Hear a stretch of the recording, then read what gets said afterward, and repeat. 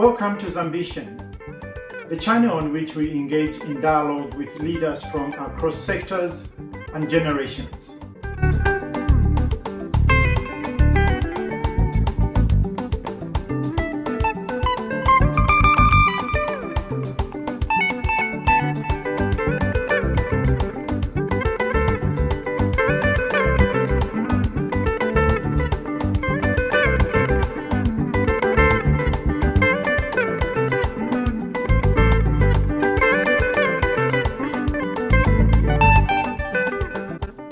Greetings and welcome to Zambition. My name is Martin Kalungubanda, your host on this channel. Today we have the privilege of being in dialogue with Archbishop Telesphore Mpundu. He's someone who needs no introduction on the Zambian scene. And I will begin straight away by asking him this question. Your Grace, people know you as Archbishop Mpundu, the church and spiritual leader. And that's true. As a young boy, I knew you as a teacher and as an administrator. What is your personal journey that has led you to where you are today? Well, this personal journey is charted by grace, so to say. One embarks upon a journey, the earthly journey, with some kind of idea of what they want to be in future. But we are not saying fate, but it is providence that comes in and guides one's steps. And then one finds oneself in a place like where I am now. I think it was grace. There were so many opportunities of going elsewhere. And at the time I was finishing secondary school, the opportunities were so many.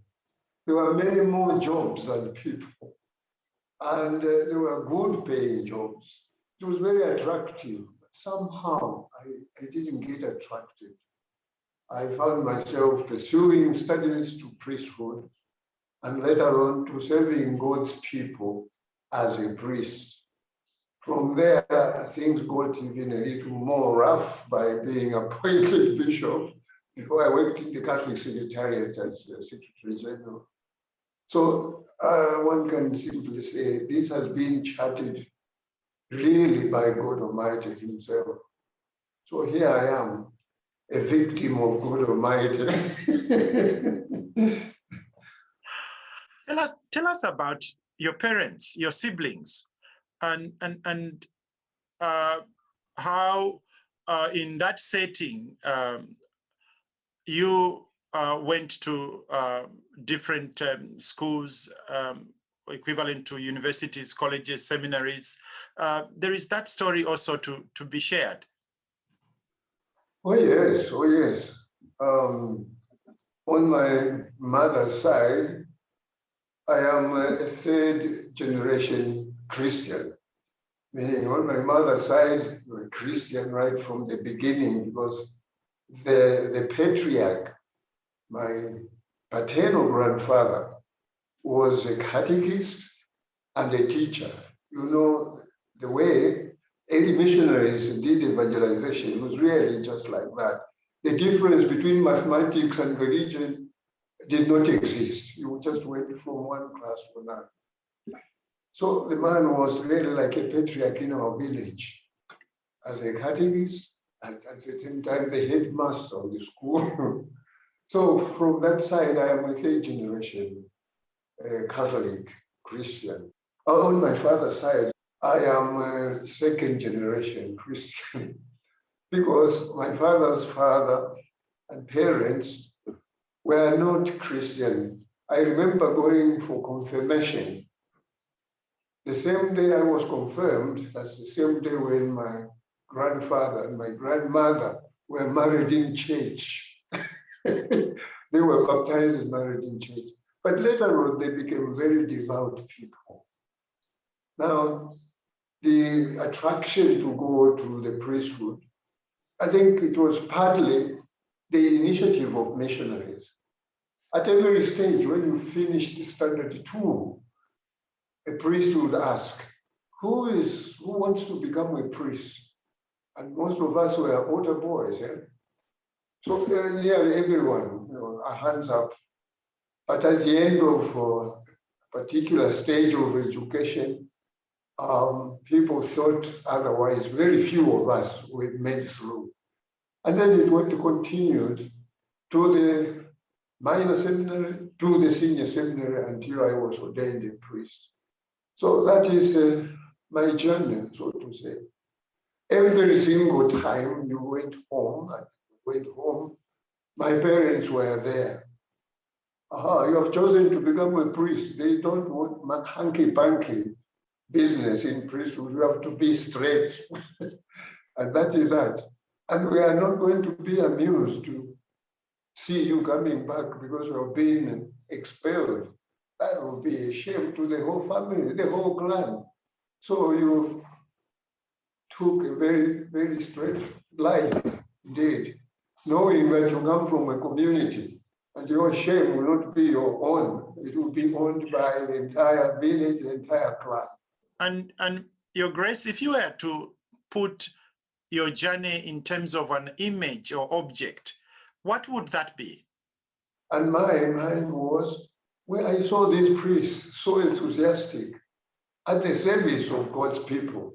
They went on bicycles and motorcycles to remote areas. They ate our food. As these people, they were easily the most famous people all around, for many kilometers around a mission station. So there was also that ambition, like, if I could be like one of them. They spoke English, they spoke French, and among themselves, some of them even spoke Italian. Well, this is a wonderful group of people. They are educated. I wish I could be as educated. So there's also that human element, but it was also being used by Almighty God to come to where I am. I know a little bit of English, you see. Not much Italian, but I learned Latin. Wonderful. Yes. Your Grace, in life, there are stories we create, but there are also stories that create us. Yes. Kindly share a story or an event or a moment when your sense of who you are shifted, maybe opened up, deepened, or even clarified, when you felt your own sense of purpose or possibility opening up in life. Yeah, as a little boy, I went to elementary school, which was somewhere, sub-B, standard 1, standard 2, that is elementary. Now they would say grade 1 to 4. It's not exactly like that, because at grade 4, we were much more advanced than today's grade 4 in terms of learning. It's not just in the village, but also at school. This question of, shall we call it mockery, I think it must be coming from the British sort of life, where by those who come in school, because they are new, they were made fun of in various ways which were quite innocent. But away from the UK, it was domesticated. It was not just simple like that. It was bullying, literally, bullying. Because you are new, you don't know enough. In fact, you are not even clever, so you need to listen to us. Bullying, which became physical, even beating up. And from that time on, I hated people who were taking advantage of that's 1 year ahead of you or 2 years ahead of you to slap you, and they expected you to keep silence. I said, no, I'm not going to allow this to happen to me. When I am in standard 4, I'm not going to be bullying standard 3. I went to a preparatory seminary. You would think that in preparatory seminary, things would be better. No, we were being looked down upon and all kinds of things. We were supposed to swallow all that stuff, without questioning. I said, I'm not going to do that. In Lubusha, it was the same. Form 1, standard 7. You were somehow a kind of novel human being. You needed to be put in line, which meant also physical retribution when you did something that was really a little not so clever. And I said, okay, let me get used to this place. I got used about 6 months inside Form 1. Then together with 1 or 2 of my colleagues, we followed those who had been treating us very badly. And we revenged by giving them some of their own kind of recipe. And that is that. But I felt very bad. I think my sense of justice was being, germinated. From that time on, I hate bullies, whether these bullies are from an ecclesiastical situation, or they are ordinary, or they are politicians. I just hate that. People must be respected. Respect for one another. And maybe wishing one another well. This is what we are there for. I think the training also in the seminary sort of sharpened that sense of justice. Your sense of justice. From a biblical perspective, being a prophetic voice is a lonely job. You, for many years, have strongly spoken against leaders or invited leaders to think and work in a certain way. You have rebuked the PF regime that is now out of government on many occasions. What was it like? Maybe it's still present. What is it like being the lone voice? And to the point that sometimes even your fellow church leaders distance themselves from you and your words. From where do you draw the courage to speak truth to power? I think it is a divine source, and that passion that I started cultivating, or God was cultivating in me, going back to certain preliminary stages of education before going to the senior seminary. After I was ordained a priest, I was allowed by my bishop to do an 18-month course in justice, development, justice, and peace. So I went to Canada, to a city known as London in Ontario. And we had this 18 months of work for justice and peace. Very interesting that one day I took part in a demonstration. It is a foreign country, in a demonstration against a company that was closing mines in Ontario in order to open these mines in Latin America where labor was cheap. A lot of people are going to be left without jobs. So we came together as students and we recruited other people and we marched against that particular company. It was known as Sudbury. And as we were marching, of course, I was the only face, the only black face, although we had other students from Africa, but I said, I'm going to participate no matter what they say. Yeah, where are you coming from? I said, I come from Zambia. Where is Zambia? I said, well, it is Zambia.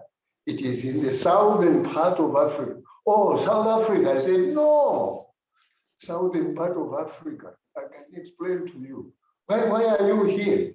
It's because I feel anger that these people with financial power, they can simply do what they are doing in Sudbury, closing mines which are productive because they would like to get more profit and go to Latin America because they can give on a very, very low wages. This is wrong.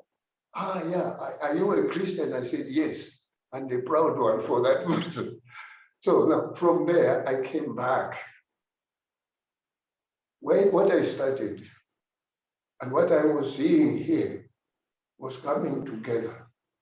When you come to the prophetic tradition, you read, especially the Old Testament, Exodus, the prophets and so on and so forth, it becomes very clear that the prophetic tradition is a constant and sustained assault on governance, on leadership, kings, barons, queens, whoever is there in charge of governance. It is a sustained attack. It is nothing at all when you see in Exodus, nothing at all, but God being on the side of the poor to redeem them. But he needs the people to do that. The calling of a prophet is a very, very dangerous one and very lonely one. People like Jeremiah, he was always complaining, Lord, why do you leave me like this? My enemies want my head. They want my life, please. And God said, I am going with you. I will be with you. It is a very difficult road. It is a lonely road. When you referred to my colleagues in the conference, yes, you know, my early retirement, I retired, I think, 3 or 4 years before I was due. My intention had been, after I did a little bit of audit, I found out that when bishops retired, they didn't live more than 5 years and they were dead. I said, I want to live a little longer than 5 years. So I kept asking Rome and so on and so forth. So finally, I did all kinds of things here, including going directly to the Vatican, because I was writing letters to the nuncio, and the nuncios were not transmitting those. So I said, okay, one of the priests going to Rome and give this letter to the Cardinal Prefect of Propaganda Fide. Nobody, make sure he gets it. So that's what happened. He read that, he read my reasons, and he said, okay, I'm going to do it. Not before asking the nuncio, do you know about this? And the nuncio was very angry. No. So the man has said it very clearly. Please let us grant him what he asks. So I retired early. That is the mechanics of it. But deep down, I am telling you frankly, and being frank is part of a prophetic approach. I found myself a little like a fish out of water in that conference, especially in issues of justice and peace. I would, as president, come up and speak up. They would up in arms. Hey, why did you say that? I said, why not? Look, this is the situation. But you should have also told us that you are so far away. And after all, I'm your president. You think you can't trust me to say the truth and to speak on your behalf. So it was like that, continuing. And I said, maybe I am the old man out. So that I'm retiring a little earlier, I think it's now, it's good. And that's what I did. Now, being in retirement, I was not bound now to go by statements made by others. No, I am a Christian, I am a priest and a bishop. So no one is going to tell me to be silent on issues that we need to talk. If my colleagues were talking in uniform and unison, then I wouldn't have been speaking. But for political convenience, things that were completely wrong were just glossed over. Things that were clearly not right, they were praised. I said, no, this is just too much. In that case, I will go it alone. If it is the truth I'm speaking, even if I'm the only one, it's still the truth. And I learned that from Mahatma Gandhi. If you are alone and you know what you are doing, what you are saying is true, go ahead and say it, even if you are the only one. And then our Lord Jesus said something about truth. He said, if you abide by my word, you will be truly my disciples. Then you will learn the truth, and the truth will set you free. Those are wonderful words. And each time I remember those words, I think, great. Anyone who says something like that must be God. I am proud to say that the motto of the Catholic University there in Karulushi, I brought that out. John chapter 8, verse 31 to 32. Learn the truth, and the truth will set you free. So those have been some of my, you can call it fuel. Thank you very much, Your Grace. It's important for us to reflect on this, because in moments of crisis, national challenge, there has to be some voice or some voices that help us to come back, as it were, online. Let me now turn to the present moment. Change has happened.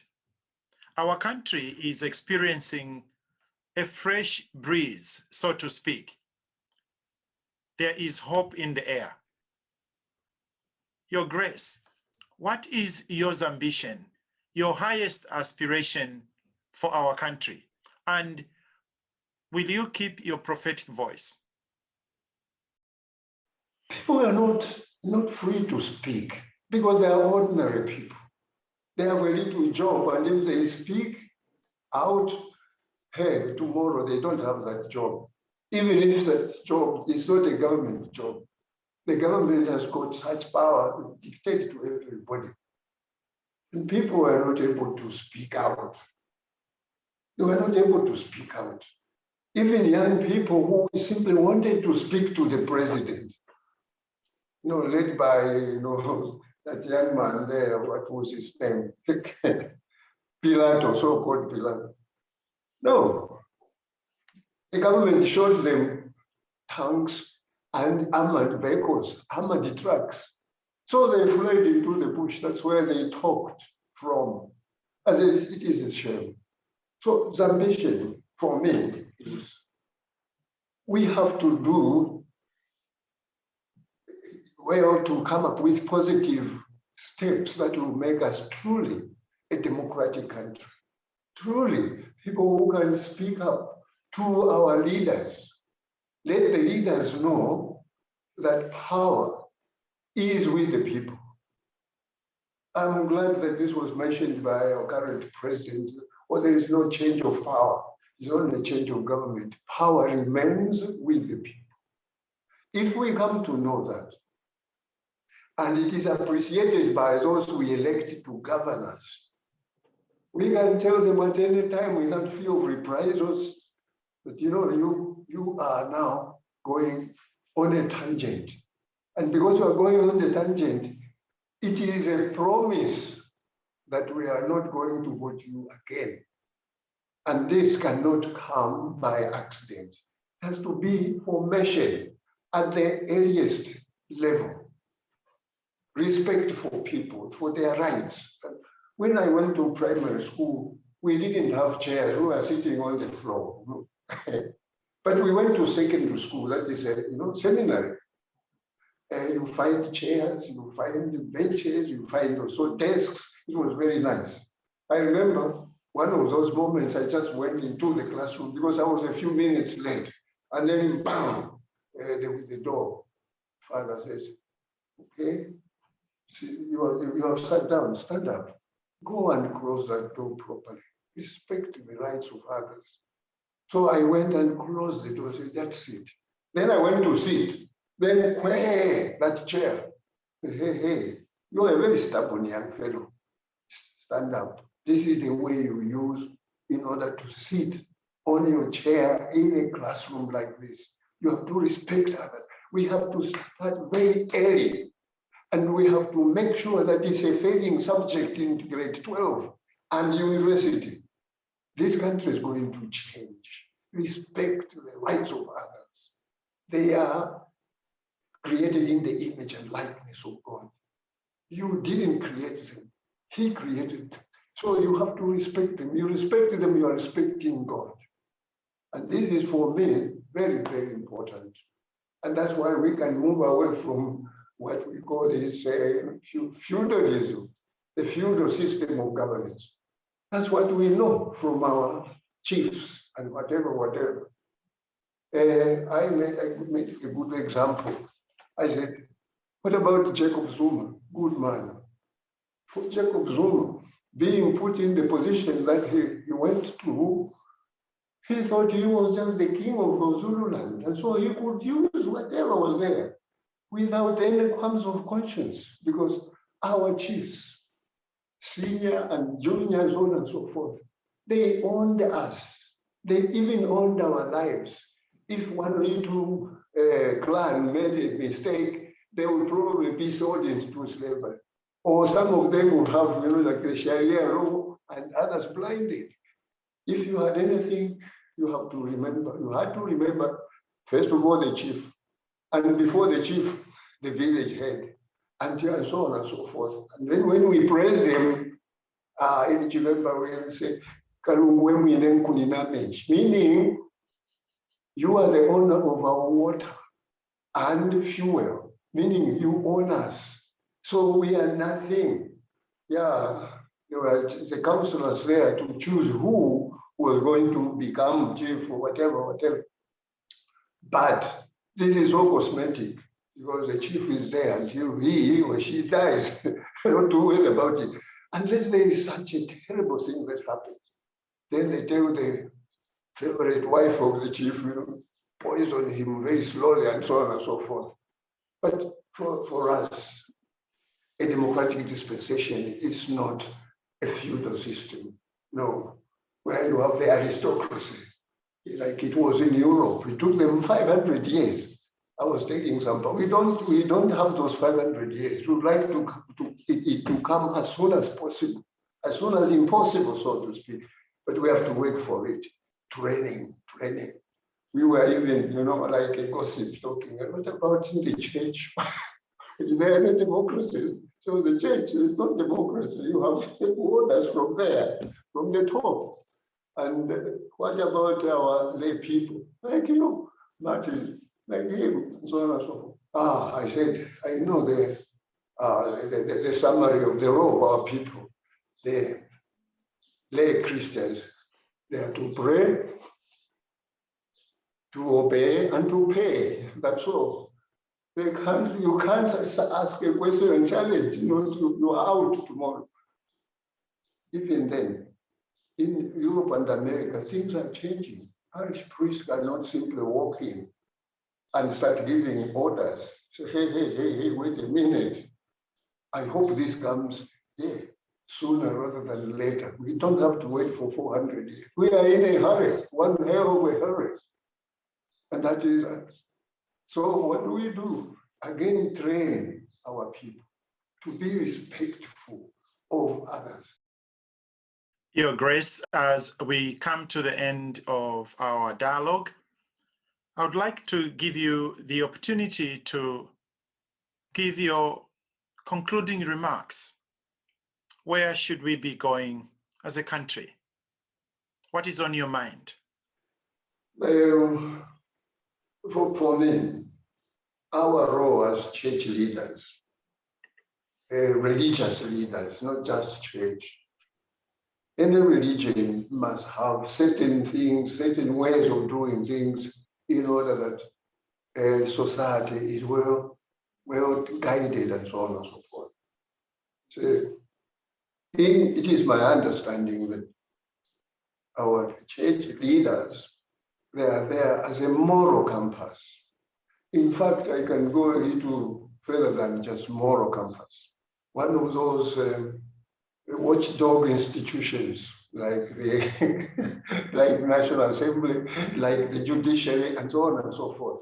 But our political leaders don't want to listen because they want to reign supreme without any checks and balances. I don't know if we have had a really effective parliament. Kenneth Kaunda was not so happy with parliament. They are trying simply to put all kinds of obstacles in the wheels and so. No, checks and balances. The president is there, and the almighty person. He can even make himself serve 3 terms. And the judiciary is afraid to tell him, but you know, a 3rd term is a 3rd term. And the lawyers start arguing about the 3rd term, as if they didn't go to school. I mean, the 3rd term is very clear. You see? And 14 days, you remember the 14 days, minus the weekends, Saturday and Sunday. But the lawyers, learned people, not so.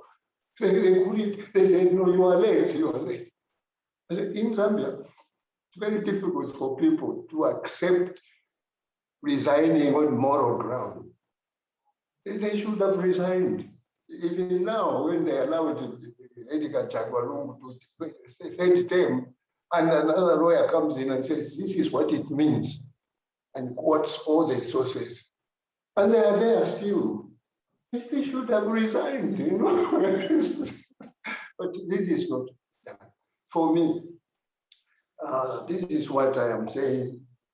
The church should earn its respect, just like those who are in government. They shouldn't just be asking to be praised. They must earn that praise. And when they don't earn that praise, then we give them something else. We criticize them and we keep hitting at them. And that is that. So for me, it was a shame that our church leaders, at the moment when they were supposed to stand up very strongly and in unison to condemn impunity, no word was coming at all. And people kept asking, our people, they are very much informed. And these days, because of the social media, they are free to speak, but it is not enough social media. We want it to come out in the open, where they later can simply say, today we would like to have a meeting with our Archbishop, as they late, and let him know what we think about certain things. But everyone is afraid. You'll be excommunicated. When you are excommunicated, even in heaven, you will be thrown out. But if we come to think that the church is the family of God, in the family of God, there are those who are like parents. They are there for the benefit of the children, not like police officers hitting them. No, guide the children in love. You know, as they say, you know, from the genius of our traditional wisdom, say two monkeys, you know, they were laughing at each other. One was laughing and the other one was walking ahead of him. Said, good God, your backside is terrible. What is there? And, oh, you're laughing at me. Come in front of me, I will see if you are better. You, it is worse. So we can't be moral compasses if we ourselves are not an example to humble service of God's people. Your Grace, Your Grace, I just want to say thank you. Thank you for your time, but more so, thank you for keeping your prophetic voice at a time that was very crucial for our country. And I know, even if you describe this with a little bit of lightness, it must have been a big burden on you as a person. You must have felt attacked individually. you must have felt let down by those who should have stood next to you. Unlike your brother bishops who you mentioned in their retirement, we wish you long life, good health, because you still have a job to do.